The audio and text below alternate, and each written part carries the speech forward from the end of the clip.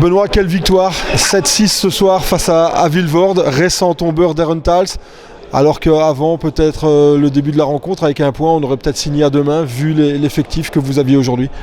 Oui, maintenant on ne veut pas se cacher derrière l'effectif pour avoir des ambitions à la baisse. Voilà, on sait bien qu'on n'a pas un très large noyau et pour le moment on paye au prix fort la débauche d'efforts depuis le début de saison.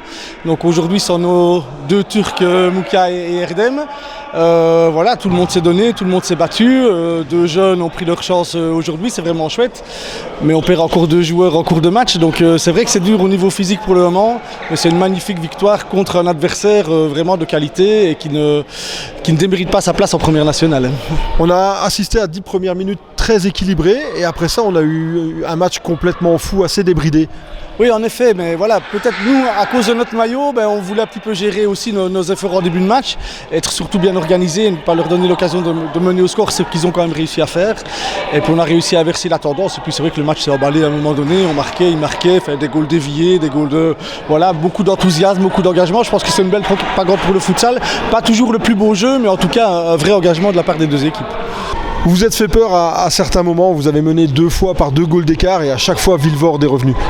Oui, effectivement, mais je pense que vraiment le souci a peut-être été physique en deuxième mi-temps parce que voilà, avec l'intensité du match, le peu de rotation, voilà, on perd Zidane, on perd Julien en deuxième mi-temps, donc voilà, les joueurs donnent vraiment beaucoup.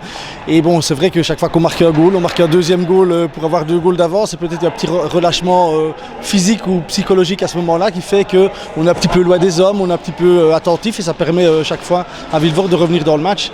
Et puis on a la chance de marquer ce goal-là dévié pour signer une belle victoire à domicile.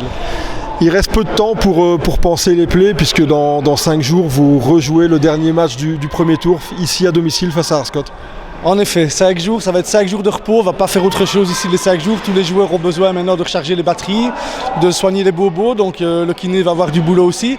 L'important c'est d'être compétitif encore mercredi, 2 fois 20 minutes contre Arscott pour prendre encore 3 points, terminer le premier tour à 24, ce qui serait vraiment magnifique. Et alors là on aurait un mois de trêve qui va pouvoir vraiment nous permettre de recharger les batteries et d'entamer le deuxième tour dans les meilleures conditions. Merci Benoît, bonne soirée. Merci Mika.